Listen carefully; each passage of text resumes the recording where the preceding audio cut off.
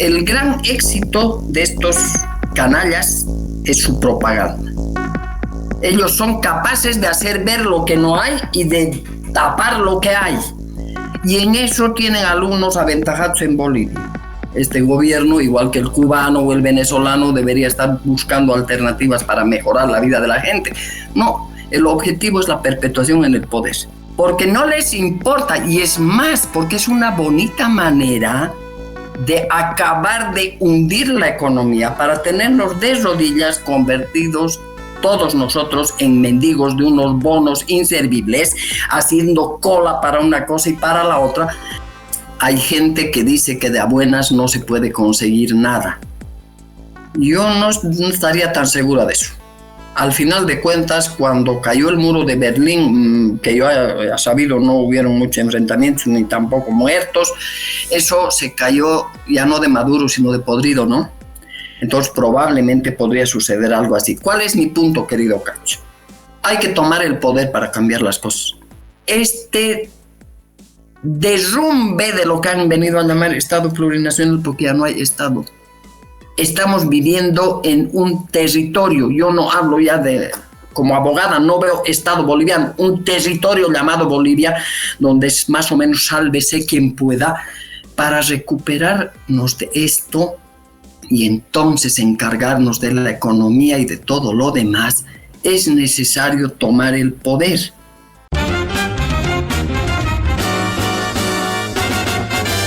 Esto es Cabildeo Digital.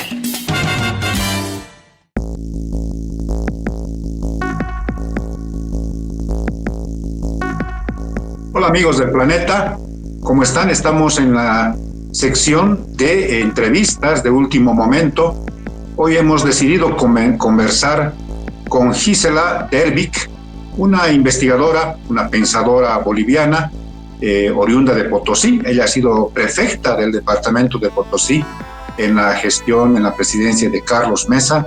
Es muy conocedora de la realidad boliviana, pero ha decidido también conocer, investigar la realidad de Cuba y ha hecho un estudio últimamente sobre el estado actual, de la situación actual de Cuba en términos de derechos humanos, de economía, de justicia.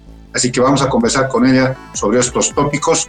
Estamos también, como siempre, con mi compañera querida Amalia Pando para hacer esta entrevista. Amalia Pando, ¿cómo estás?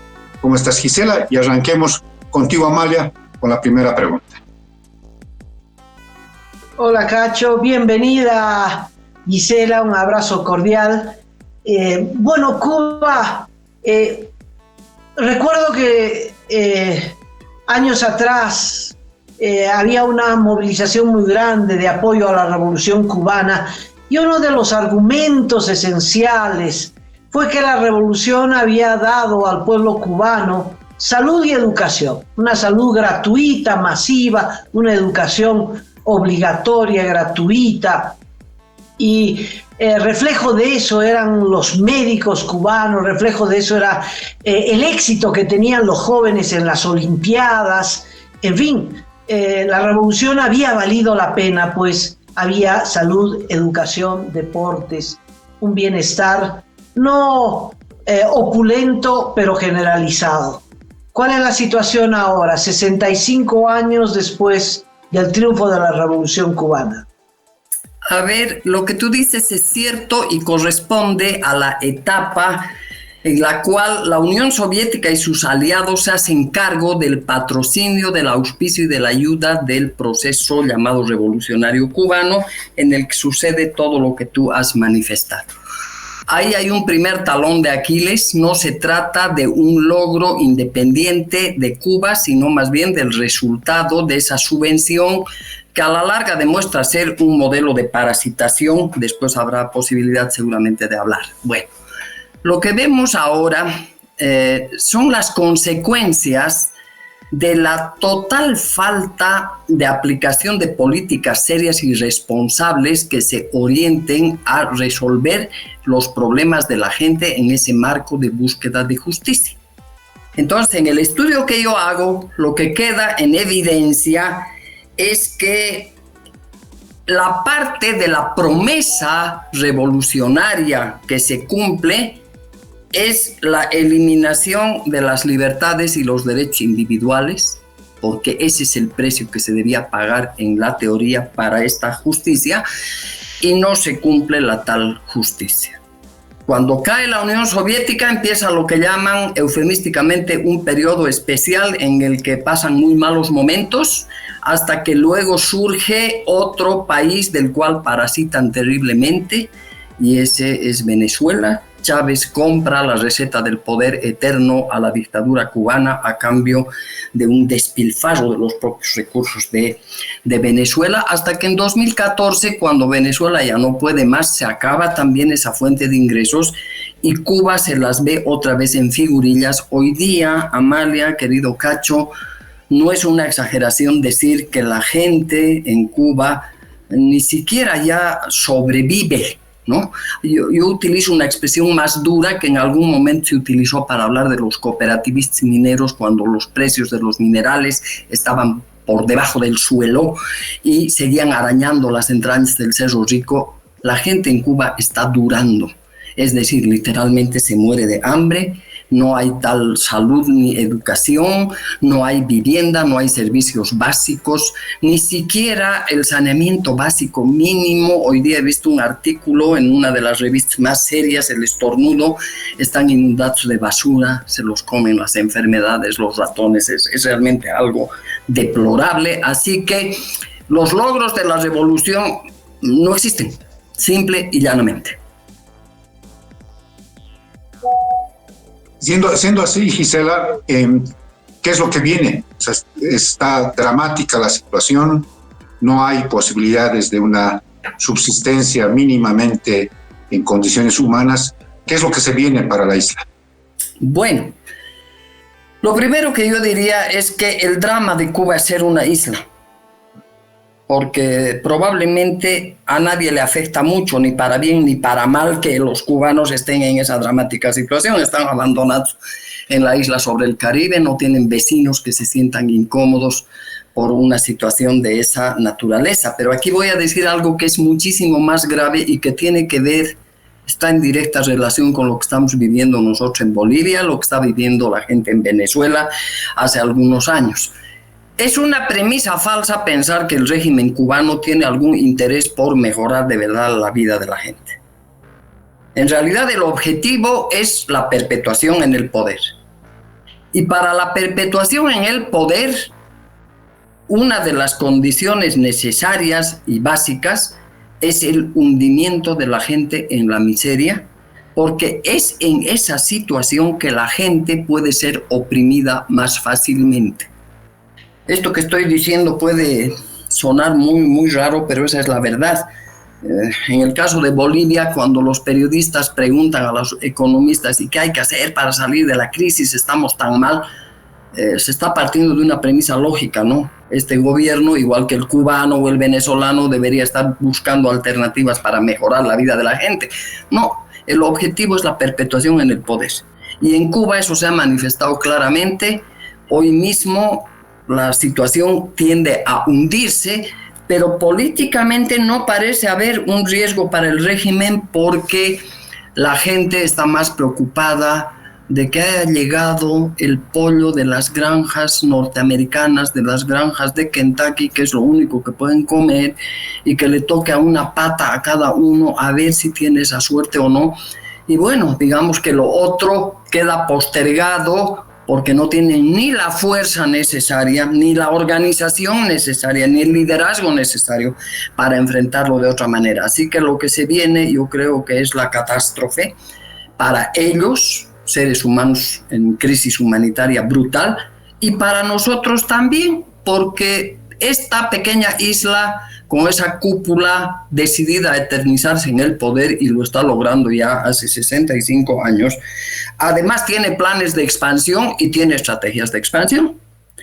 Todo lo que ha podido obtener como recursos, sea de la parasitación de la Unión Soviética o de Venezuela, o de las fuentes, digamos, inmorales que hoy día le proveen recursos, como este asunto de los médicos que ha mencionado Amalia, ¿no? Es casi un sistema de tráfico y trata de personas por el cual 12.000 millones de dólares al año capta la dictadura cubana. Y las remesas de lo que llaman ellos los gusanos, que son los que escapan y se van al frente, se van al imperio para romperse el lomo trabajando, que llegan a un promedio de 4.000, 5.000 millones de dólares, no son aplicados para la solución de los problemas que le afectan a la gente, sino para el despliegue de una red brutal que garantiza su expansión y que contiene, entre otros elementos, la contratación y el pago de personas y de servicios de inteligencia y de espionaje del servicio de infiltración. Yo creo que no somos inocentones, no nos podemos olvidar, con el pretexto de misiones humanitarias, ellos han entrado a los países que han querido, siendo un escenario de vulneración brutal de los derechos humanos, y me gustaría hablar de eso luego. Han tenido un asiento en el Comité de Derechos Humanos de las Naciones Unidas. Eso cuesta dinero, ¿no? Entonces, fíjense, a mí me parece que haríamos muy bien, al hablar de Cuba y al hablar de estos regímenes totalitarios, comenzar a entender que la premisa lógica nuestra de que un gobierno tiene como primer interés mejorar la vida de la gente no es la premisa de ellos. Ellos solo quieren estar en el poder. Entonces, vean, es una cosa perversa que me lleva a esa afirmación. Gisela, uno de los problemas de la economía cubana, viven de los médicos, tú lo has dicho, pero vivían del turismo, ¿no? Tenían la playa más hermosa del Caribe, vivían del turismo y recibieron inversiones españolas, en fin. Y vivían de la caña de azúcar, la industria azucarera era el motor de la economía y el que le daba el sueldo a los cubanos. Creo que a estas alturas solo quedan los médicos. ¿Qué pasó? ¿Cómo es que Cuba no puede hacer una granja de pollos? ¿Por qué tiene que esperar pollos de Kentucky? No, es difícil comprender, ¿no? Llegar a ese extremo de incapacidad de hacer pollos. Granjas de pollo es la cosa más fácil del mundo. ¿Y por qué no mantuvieron la industria del azúcar? Podían hacer biodiesel y resolver el problema de los carburantes. En fin, lo único que tienen hoy es apagones y los ingresos de los médicos. Es que en la propia pregunta tuya, querida Amalia, ya se deja ver la terrible respuesta. Quién sabe, habrá que remontarse un poco o bastante más atrás para decir que en 1959, si bien en Cuba había, como en cualquier país del mundo, problemas, no había una situación de miseria como se nos ha contado.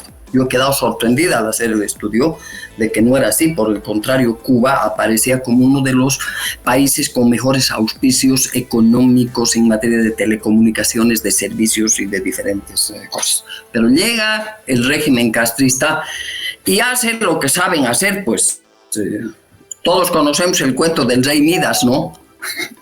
Pues con esta gente es al revés. El rey Midas todo lo que tocaba lo volvía oro. Yo diría que estos son unos reyes Midas que todo lo que tocan lo vuelven polvo. Y eso fue lo que sucedió. Es increíble, esa industria azucarera ha colapsado. Hoy día importan el azúcar. Es bueno saber que los cubanos en esa isla no comen pescado ni comen frutos de mar. Es delito pescar. Es bueno saber que también es un delito derribar, transportar, comercializar y comer carne de vaca, porque un día al dueño de la isla, al señor Fidel Castro, se le ocurrió que había que hacer no sé qué experimentos con el ganado vacuno y chao, no hubo más ganado vacuno. Y en materia agropecuaria aplicaron un proceso de despojo de la tierra para una repartición a pequeñas cooperativas que están sometidas a una entidad que tiene un nombre muy interesante, se llama acopio. Esta pobre gente, todo lo que produce lo tiene que entregar a acopio, pero acopio es una entidad burocrática seguramente manejada por unos señores que no sé si tienen buenas intenciones, pero mucha capacidad no tiene, que deja que se pudran las cosechas, las cosas. que al final ha derivado en una debacle del sector agropecuario. Y esto tiene que ver, querida Amalia, con la pregunta que hacías respecto del turismo. Hoy día Cuba tiene que importar verduras, hortalizas y frutas para los hoteles que han abierto en unas sociedades mixtas en las cuales los militares son socios de grandes inversores, especialmente europeos y muchos de ellos españoles.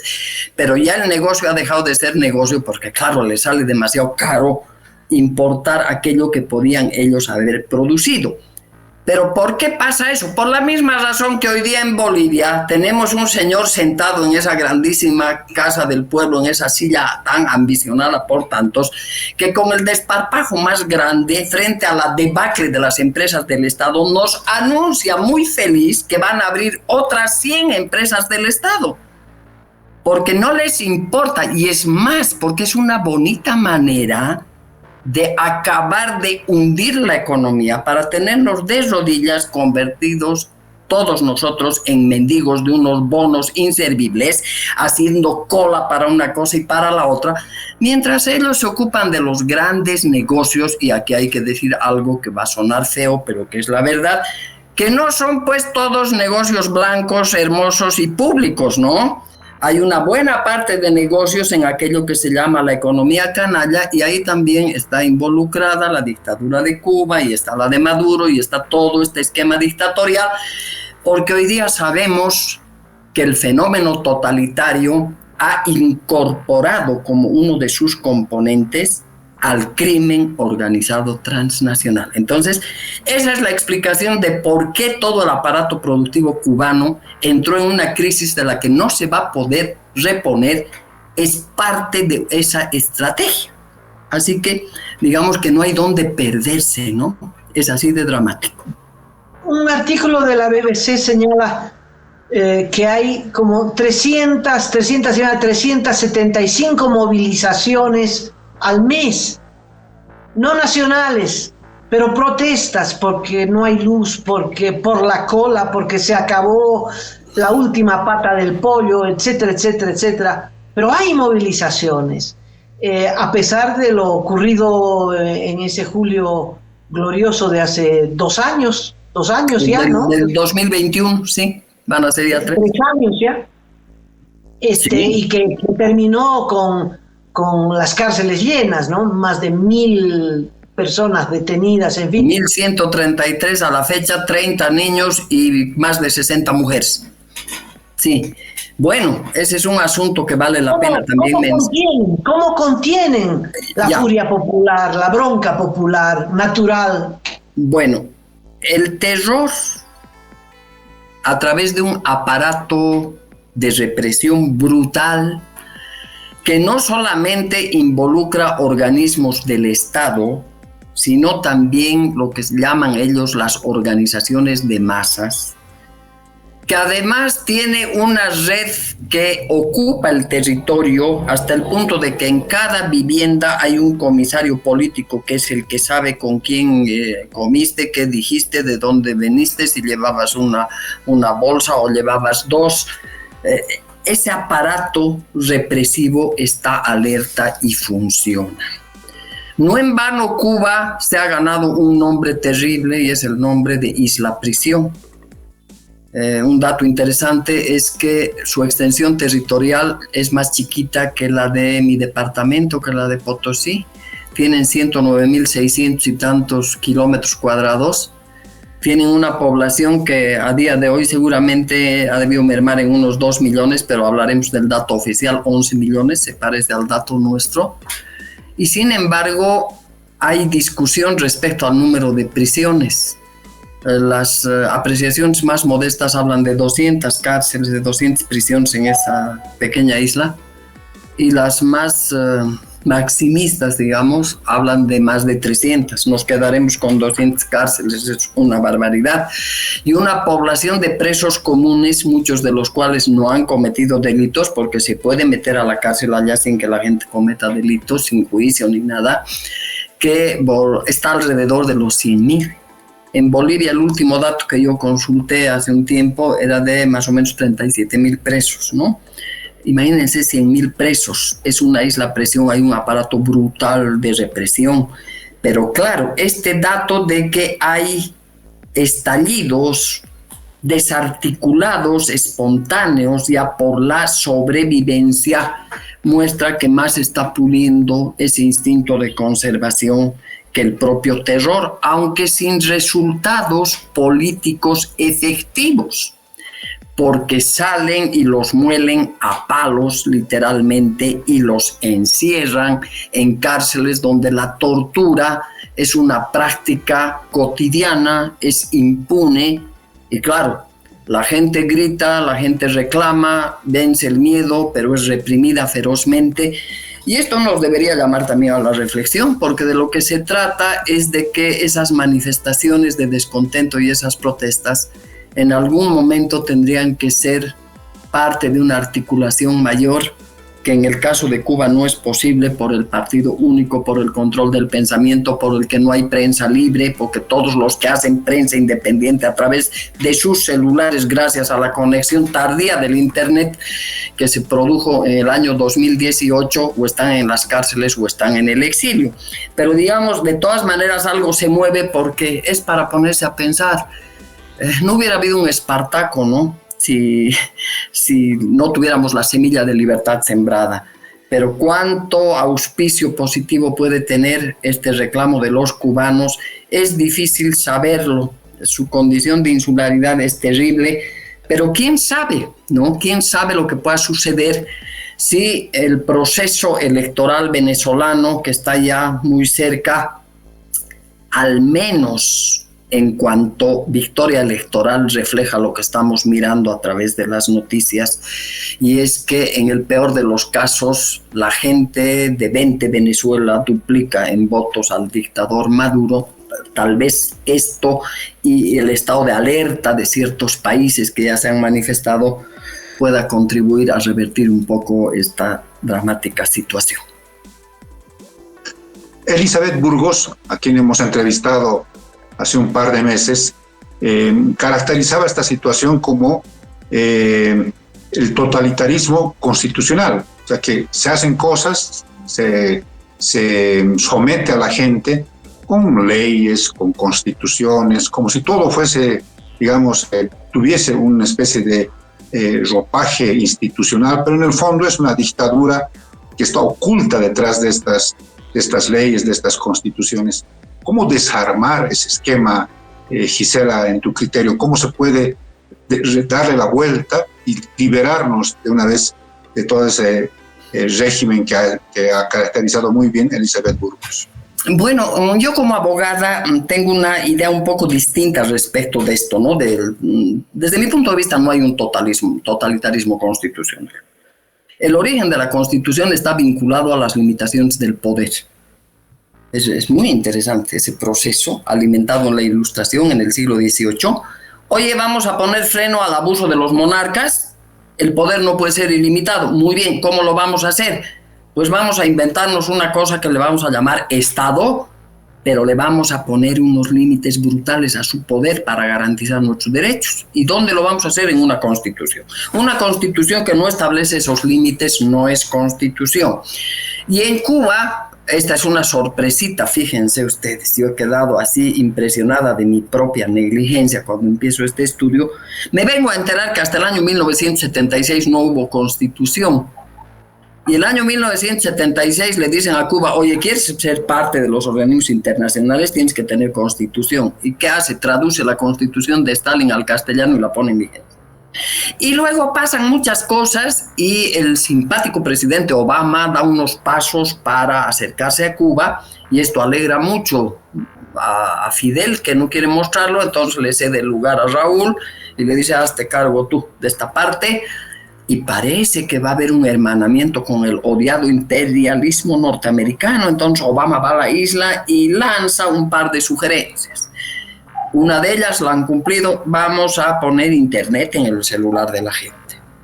Sin esa medida no había 11 de julio de 2021, no había Movimiento San Isidro, unos jóvenes, unos mulatos hermosos que le cantan a la patria, a la vida, a la libertad, a los periodistas independientes. Ese ya es un camino sin retorno.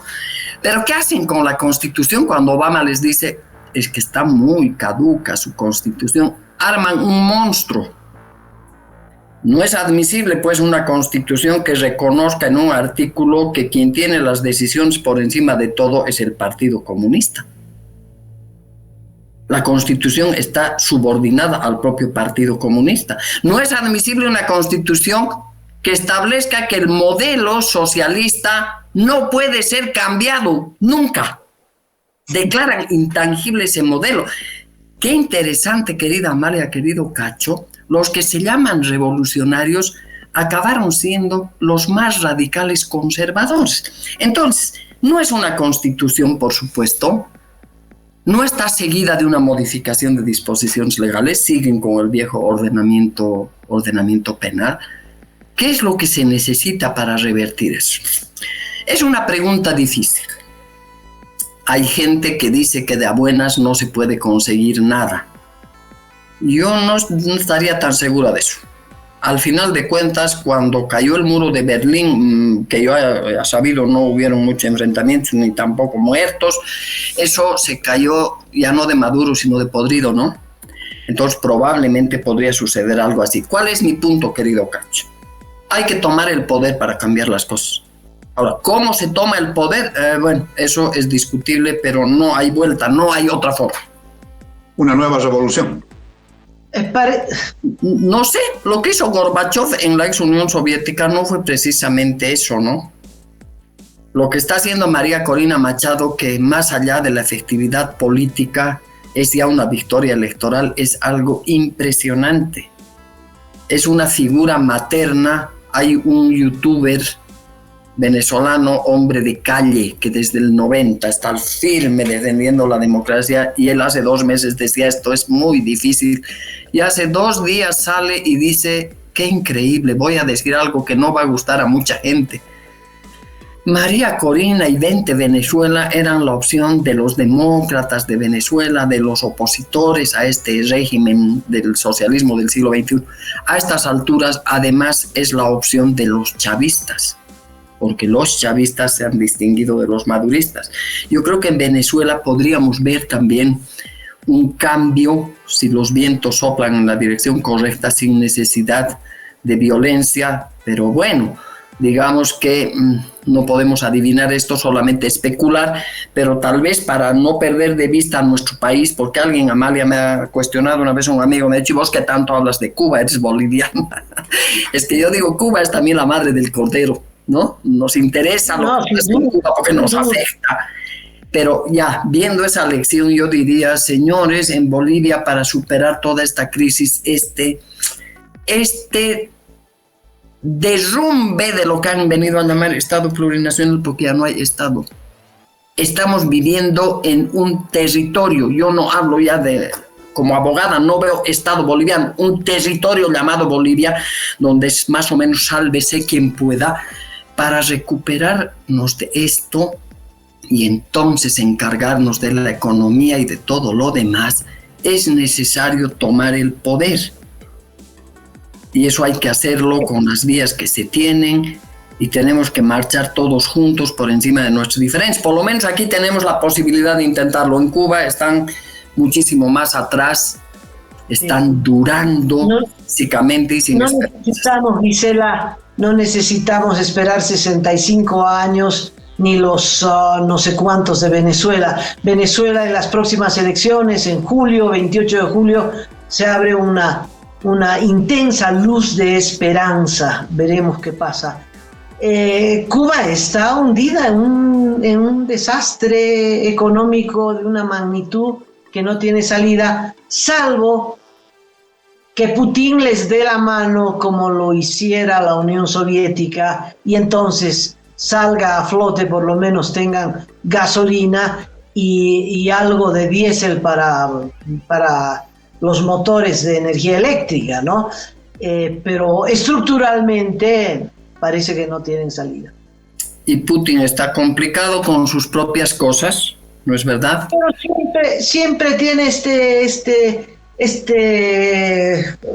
diríamos, este brazo imperial, ¿no? De poder salvar a sus socios. Viste que le ha mandado 3 buques de guerra. Cuba tiene una posición estratégica extraordinaria. Pero en fin, llegamos ya a la parte final. Gisela, agradeciéndote profundamente esta reflexión que es extraordinaria en estos días en los que tenemos que pensar abriendo la cabeza a estas realidades que son el norte del gobierno y que tendrían que ser el norte de la oposición, para ver cómo es que tenemos que actuar, cómo tenemos que salvar al país y salvarnos nosotros de ese destino inevitable que es el desastre económico, como lo has descrito en Cuba, que es para llorar, echarse a llorar, pero a gritos. 65 años de revolución para seguir en las colas con una ración de comida cada vez más chica. Es verdad, ya estamos cerrando. A mí me gustaría hacerlo con una nueva referencia a nuestro contexto. Cuando tú me hiciste la primera pregunta, te referiste implícitamente a algo que yo quiero destacar. El gran éxito de estos canallas es su propaganda. Ellos son capaces de hacer ver lo que no hay y de tapar lo que hay. Y en eso tienen alumnos aventajados en Bolivia. Yo quiero decirles a quienes nos están viendo que tengo la certeza de que aquí hay un juego de roles que nos está llevando a engaño. Yo creo que se está preparando el retorno del que fugó con lágrimas en sus ojos en 2019, que el que está ahora ahí cuidándole la silla es un pagote que lo está haciendo con todo gusto porque no tiene alma de político, no tiene raigambe social, es una persona desarraigada de todos, pero por lo visto ha hecho buenas cositas para garantizarse el futuro. Así que cuidado que nos dejemos llevar a error. Es muy importante estar dispuestos a caminar juntos, a unirnos, porque la clave está en quitarles el poder. Te agradecemos mucho, Gisela, por tu tiempo, por esta conversación. Las cosas están muy complicadas en nuestro país, como tú las has mencionado.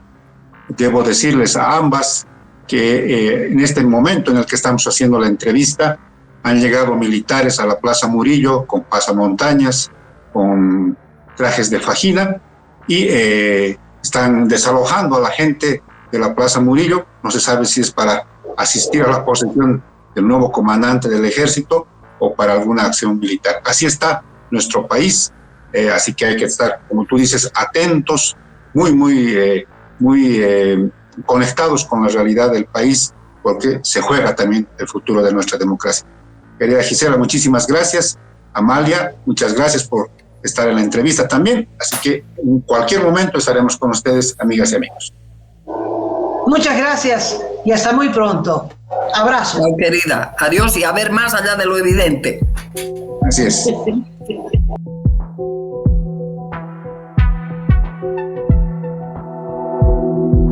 Aporta a Cabildeo Digital y apoya al periodismo independiente.